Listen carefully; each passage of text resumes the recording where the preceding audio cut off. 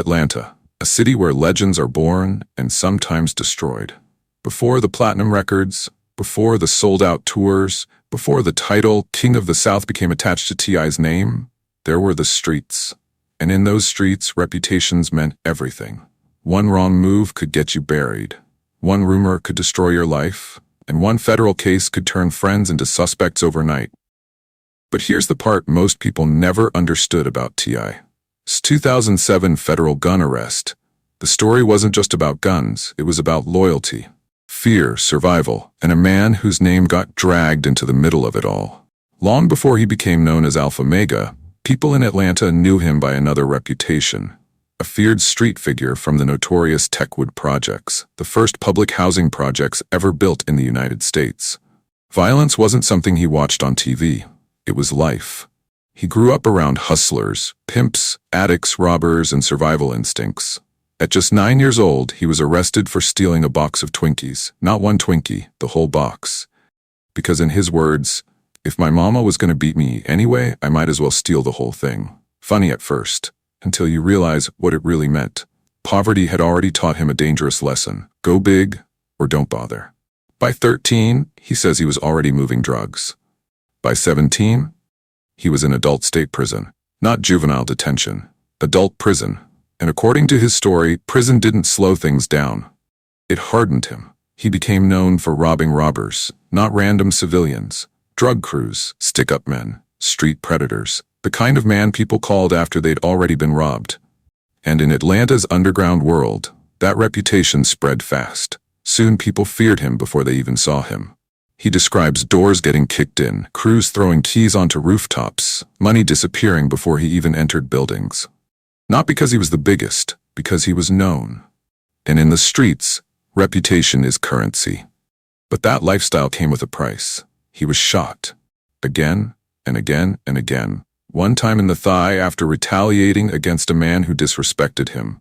Another time near his knee during an attempted robbery. Another time while trying to protect someone else from being shot.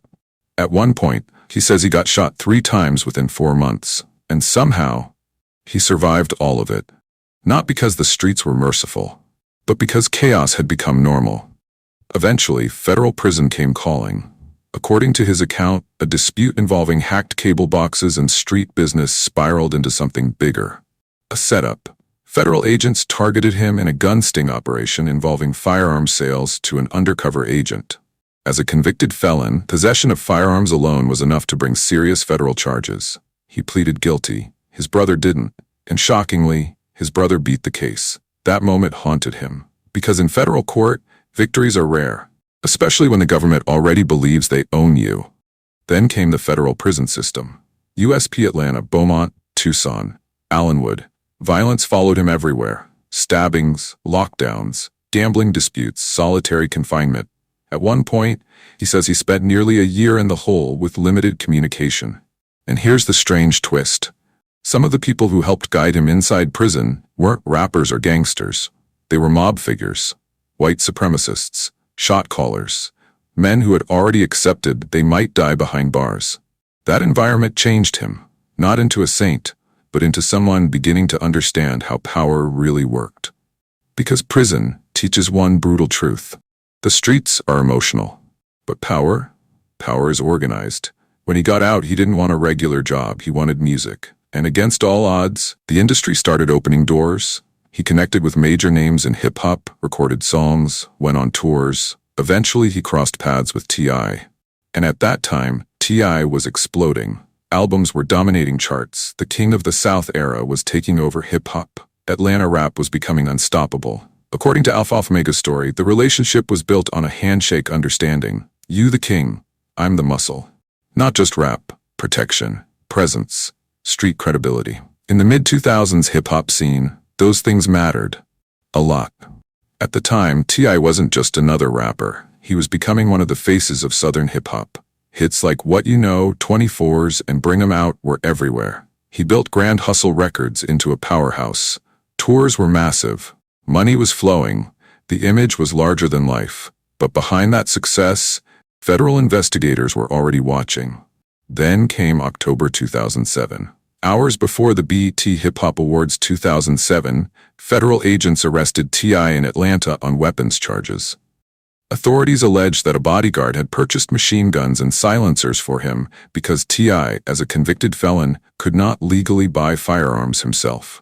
The arrest stunned the music world because T.I. was at the peak of his career. And suddenly, the King of the South was facing federal prison. This is where things became messy. Street rumors exploded. People began claiming Alpha Mega had cooperated, that he had set T.I. up, that he was secretly working with the feds. According to his account, none of that was true. And here's why the rumors spread so quickly.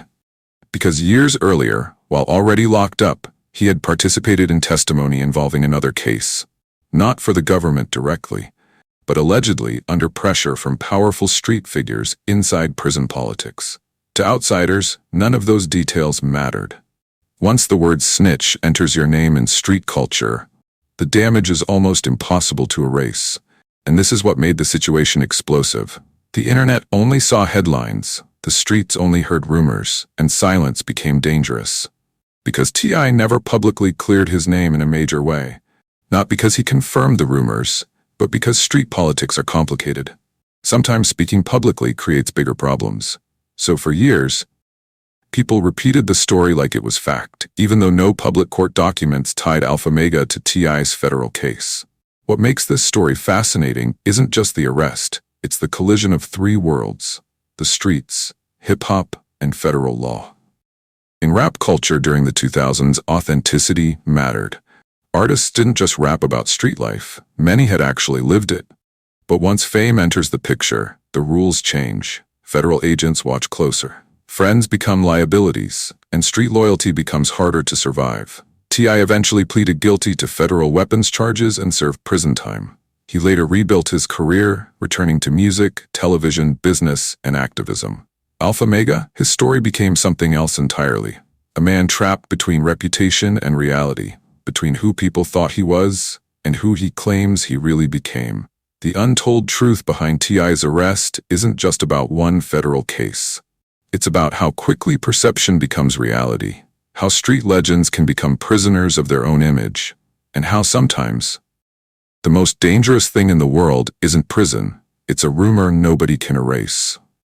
Because in the streets, people don't always remember the facts. They remember the story they heard first. Let us know your thoughts in the comments below.